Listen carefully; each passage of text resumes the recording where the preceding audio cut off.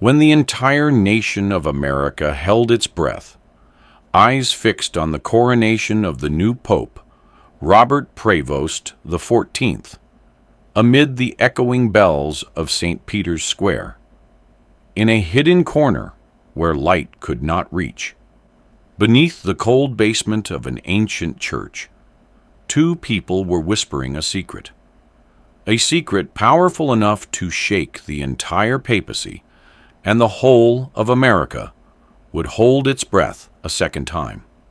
Before stepping into this earth-shattering story, leave a comment to let us know where you're watching from, and don't forget to hit like and subscribe to stay updated with the latest stories about Stallone and Pope Leo.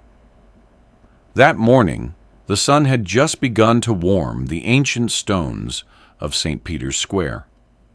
A black SUV pulled up near the side entrance of the Apostolic Palace, far from the usual tourist paths.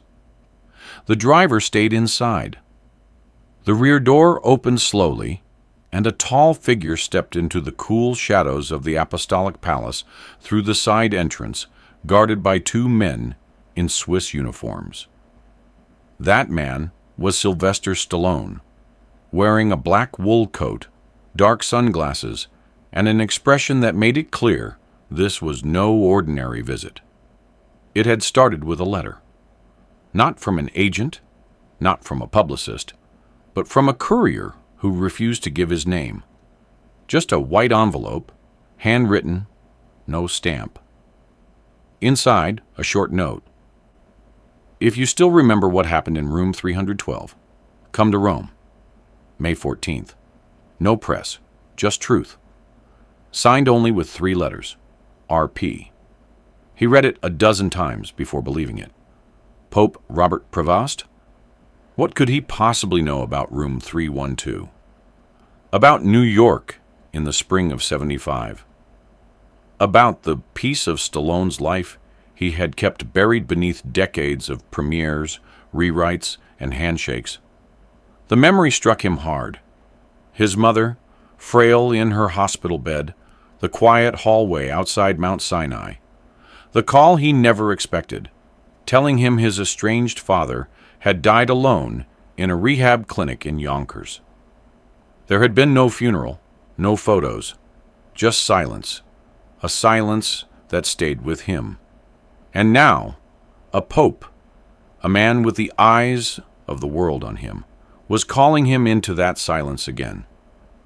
The guards led him through stone corridors that hadn't changed in centuries, past locked doors and vaulted ceilings, until they reached a modest chamber tucked behind the Vatican library. The door opened without a sound. The man waiting inside did not wear robes of state. No crown, no red shoes, no ring on display. Just a simple gray cassock, and eyes that had clearly seen too much, yet were still capable of gentleness. "Mr. Stallone," he said with a voice warm but weighted. "Or would you prefer Sly?" "Whatever works," Stallone replied, taking off his sunglasses and offering a tight smile. They sat across from one another at a wooden table without ceremony, without greeting beyond that. On the table sat a small box, walnut wood, unadorned, no lock, no note. Just presence. And something else beside it, an old cassette tape, the kind people hadn't used in 30 years, labeled in faint pencil, Room 312, April 1975. Stallone stared at it. He didn't reach for it. His hand hovered, then fell. "I haven't heard that room number out loud since I was 29, he said. "I didn't even tell my kids about it." Pope Prevost nodded. "You didn't have to. It left its mark on more than just you." He explained quietly that the tape and letter had come from an old parish in the Bronx. A renovation crew had found them tucked behind a loose stone in the wall of the sacristy, likely hidden decades ago. The priest who had left them was long gone. But the letter had one instruction: send to the Vatican if found. for the man who became more than a fighter. The silence that followed wasn't awkward. It was reverent. Stallone took the cassette in his hand and turned it slowly. He didn't need to press play. Not yet. Just the weight of it told him what it was. He'd heard his father's voice only once after he left. That moment, recorded or not, had stayed inside him like a bruise that refused to fade. "I came here thinking this was a hoax," Stallone finally said. "But now, I'm not so sure anymore." "Some truths," Prevost said, "don't need to be proven. They just need to be witnessed." He reached for the box, slowly sliding it across the table. Stallone hesitated before taking it. The wood was smooth, but not new. It felt like it had been touched by many hands before his. He looked to the Pope for explanation, but none came. Only this. "It's not a gift," Prevost said. "It's a reminder of something you carried alone, until now." Stallone opened the lid gently. Inside, nestled in soft cloth, was a hand-carved wooden figure of a man kneeling beside a sleeping child. The carving was rough, imperfect. The proportions were slightly off. But the moment it depicted hit like a wave. A father asking for forgiveness in silence. A son never waking to hear it. No one had ever said sorry, not with words, not with gestures. And now, after all these years, here was something not meant for the public, not meant for a museum. Just a message from one father to another, passed through time by people who believed the soul still listens. His throat tightened. He blinked hard. "I didn't think anything could surprise me anymore," he said. "That's because you stopped expecting to be seen," Prevost answered. "And yet, here you are." They spoke little after that. No theology, no politics. Just long stretches of silence that carried more than conversation ever could. Before leaving, Stallone tucked the figurine and tape into his bag and stood. He didn't shake the Pope's hand. He placed a hand on his shoulder instead. A gesture between men who understood something unspoken. The guards led him back through the same hidden corridor. He didn't look back. And as Rome carried on celebrating its new pope, bells still echoing across domes and piazzas, Sylvester Stallone stepped out a quiet garden gate and disappeared into a car that slipped into the Roman morning. No photos, no fans, no applause. Just a man returning home with something heavier than a gift and lighter than a secret. Back in his hotel room at the Hassler, high above the Spanish Steps, Stallone sat motionless in a plush leather armchair as the evening deepened. The lamp beside him cast a soft amber glow across the small walnut box and the cassette resting beside it. He hadn't moved them since placing them on the table. Outside, the chatter of late dinners and the distant rumble of Vespas echoed through the stone alleys of Rome. But in the room there was only silence, save for the faint ticking of the antique clock on the wall. He sipped slowly from a glass of mineral water, his fingers tracing the rim absent-mindedly as thoughts of 1975 flooded in. That year hadn't been just a turning point in his career. It had been a fracture line in his soul. Few knew that before Rocky, there were nights he couldn't afford to eat, let alone dream. Room 312 at Mount Sinai Hospital was where his mother had recovered from surgery, and where he'd waited alone, writing by the flickering hallway lights because he couldn't afford a motel. It was where he got the phone call that his father, the man who walked out when he was 15, had died quietly in a rehab clinic in Yonkers. Stallone never claimed the body. He didn't attend the service. It had been too much, too raw. He buried it under years of screenplays and workouts and press junkets. But now, the past had shown up in his pocket in the form of a fragile cassette and a wooden figurine carved by a stranger who somehow knew the exact posture of his grief. He stood and walked to the window, pulling the curtain back slightly. The dome of St. Peter's shone in the distance like a floating lantern. Somewhere behind those walls was a man who could have summoned heads of state, billionaires, kings, but instead had invited a boy from Hell's Kitchen who still flinched at praise. Stallone didn't quite know what the Pope expected from him. There'd been no ask, no agenda, just that letter, the cassette, the box. He appreciated that. In Hollywood, everything came with a string. This felt stringless. As he turned back toward the table, his phone buzzed. It was a message from Jennifer, his wife. Just a heart emoji and a question mark. She'd seen the online rumors, of course. The grainy photo someone had snapped near the Vatican garden, followed by 1,000 tweets. Was that Sly Stallone? What's he doing at the Vatican? A film shoot? A secret audience? He hadn't responded to anyone. Not his agent, not his publicist, not even his brother. Not yet. He sat down again and reached for the figurine. The weight of it was surprising. Not heavy, but dense, like something old. The carving wasn't flawless. The proportions were slightly off. The wood bore natural grooves, tiny imperfections. But the image it conveyed, a man on his knees beside a child, felt exact.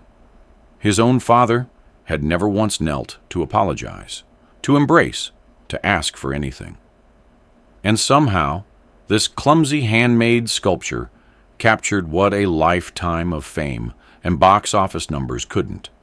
The ache of an apology never received. He didn't cry, but he felt the knot in his chest loosen, just a little.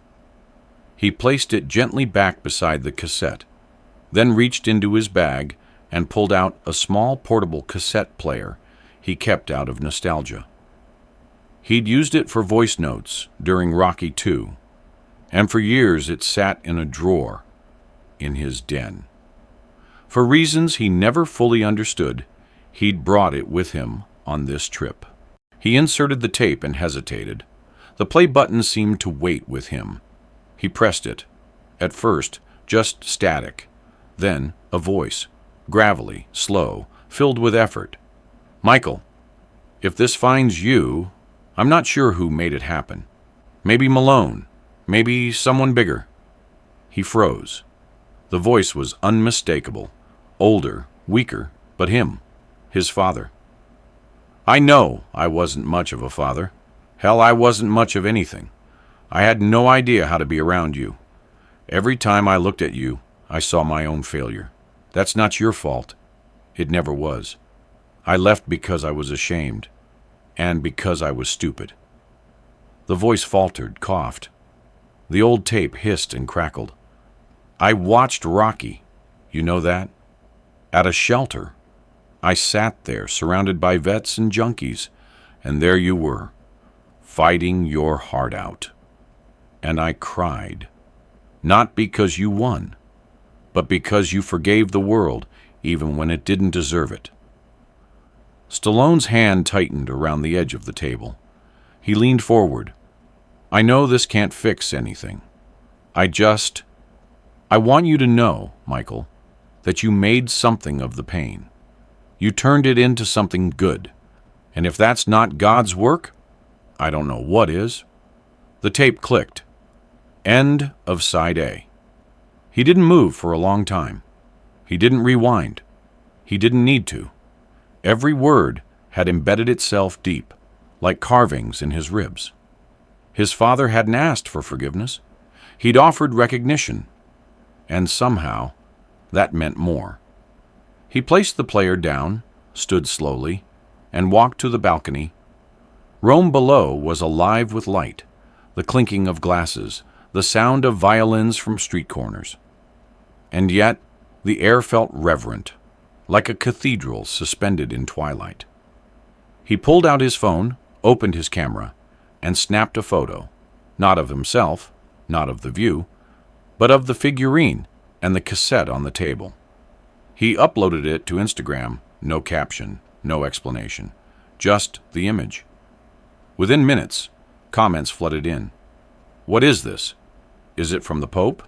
Is it a prop? A message? He didn't respond. He wasn't trying to provoke speculation. He just wanted to place something real into a world that too often demanded performance. The next morning, he dressed in silence, packed his things, and placed the figurine carefully into the inner pocket of his jacket. The cassette he left behind, inside the drawer of the nightstand, with a note addressed simply, "To the next person who needs to remember a voice they thought was gone." Downstairs, the concierge handed him an envelope left at the desk. No name. Inside was a small paper card with a handwritten quote, "Some burdens aren't meant to be lifted. They're meant to be shared. RP." He smiled, folded the card, and placed it inside his wallet next to a photo of his mother. As his car pulled away from the hotel, weaving through the cobblestone streets toward Leonardo da Vinci Airport, he didn't look back. Rome would remain behind him, but something in him had changed, and it had nothing to do with religion or politics or fame. It had everything to do with a man whispering through time, saying, "I see you now. And I'm sorry I didn't say it then." The jet left Rome behind as the sun tipped westward, turning the sky into molten gold above the Mediterranean. Stallone sat by the window, staring out across the endless blue, his face still, his mind not. He held a notebook in his lap, one he rarely used anymore, leather-bound and faded at the edges. It was the kind he used to carry in the 70s, when ideas had to be scribbled quickly between shifts at the zoo, or while riding the bus to casting calls. He opened it slowly and began to write. Not a script, not a speech, just a letter. To himself, to the boy he once was, to the father who'd never stayed long enough to become one. He wasn't sure who it was for, but the words flowed. You were scared, and that's okay. You were angry. That's okay too. But you didn't stop trying. That part mattered, more than they knew. He paused, then underlined the last line twice. You didn't stop trying. He stared at it for a long time. The jet rumbled gently beneath his feet. A flight attendant brought coffee. He thanked her with a quiet smile and went back to staring at the sea. By the time they landed in New York, it was close to midnight. No cameras, no press waiting. He moved quickly through JFK, unnoticed under his cap and hoodie. He liked it that way. Outside, a black town car idled by the curb. As he stepped in, the driver turned slightly. "Everything okay, sir?" Stallone looked at him, a young man maybe in his late 20s, with sharp eyes and a respectful tone. "Yeah," he said after a pause, "everything's starting to be." They drove through the city in silence. Manhattan at night still had that pulse he remembered from the 70s. The neon reflections in puddles, the taxi horns, the buzz of life that never fully went to sleep. But it felt different now. Calmer. Or maybe he was. He asked the driver to take a detour. They turned off the main road through Harlem, then down toward the Bronx. The car finally stopped in front of an old stone building that had once been St. Nicholas Parish. The windows were dark. A new sign out front read Community Resource Center, but the foundation was still the same. He stepped out and stood at the steps for a moment. The air smelled like distant rain. He pulled the figurine from his coat pocket and held it in both hands. Then slowly, he climbed the steps and placed it gently at the foot of the door. No note, no name, just left it there, like a whisper returned to the place where the echo began. Back home in Beverly Hills, he resumed life as usual, at least on the surface. He trained in the mornings, ran his lines for an upcoming limited series, met friends for coffee, but something in his rhythm had shifted. He responded to messages a little slower. He listened more than he spoke. And when his daughter Sophia asked, out of nowhere one afternoon, "Dad, what's something you regret but wouldn't change?" He looked at her for a moment, then simply said, "Walking away too early, and walking back just in time." She didn't press further. She just hugged him. The image he'd posted from Rome had gone viral within days. Thousands of comments poured in, most confused, some inspired, many speculating. A few assumed it was a prop from a new film. Others swore it was part of a secret religious conversion. TMZ ran a story suggesting Stallone had been offered a Vatican ambassadorship, which he laughed at for a full minute before turning the TV off. He gave no interviews. He didn't explain. The figurine never appeared again. Neither did the cassette. When asked months later at a press event in Las Vegas if he'd visited the Vatican for a role, he simply said no. It was personal. One of those things better felt than filmed. That answer did more to fuel mystery than resolve it. But he didn't mind. Let them wonder. Not everything had to be fed to the spotlight. Some moments deserve to stay exactly where they happened, in quiet places, behind closed doors, between people who understood each other without needing to speak too loudly. A few weeks later, he received a package in the mail. No return address. Inside was a small leather pouch with a drawstring. He opened it and found a single item, a rosary made of rough olive wood beads, each one slightly worn, with a tiny silver cross at the end. There was no note, but he knew. It hadn't come from the Pope himself, probably, but someone close, someone who remembered. He held it for a long moment, then placed it beside the letter he'd written on the plane, inside a locked drawer in his study. He didn't wear it, didn't display it. It was enough to know it was there. Months passed. Life went on. The world shifted its attention, as it always does, from one viral mystery to the next. And Stallone, as he often did, faded from the noise just enough to keep his peace intact. One night, he attended a benefit dinner for a children's cancer foundation in Chicago. It wasn't publicized. He showed up quietly, sat in the back, and watched the presentations without stepping on stage. Near the end, a young boy who had survived leukemia came up to thank the donors. His speech was simple. He said, "Sometimes the people who save you don't even know they did." The crowd clapped politely. Stallone wiped his eye and looked down at his hands. When the evening ended, he found the boy backstage and gave him a fist bump. He didn't say much, just pressed something into the boy's palm. A small wooden pendant shaped like a kneeling man. The boy smiled, unsure what it meant, but nodded and said, "Thanks, mister." Stallone smiled back. "No," he said. "Thank you." He turned and walked out into the Chicago night. Back in Rome, at a small chapel tucked behind Vatican Gardens, a new staffer was being trained. As the senior usher showed her a cabinet of archived personal gifts, gifts that had never been photographed or mentioned, he stopped at a drawer marked Miscellanea, Pilgrims, 2023. Inside, wrapped in velvet, was a tape labeled Room 312, April 1975. He didn't open it. He just nodded at the girl and said, That one stays. It already served its purpose. Years from now, people may still wonder what Pope Robert Prevost gave Stallone. What was inside that box? What words were spoken?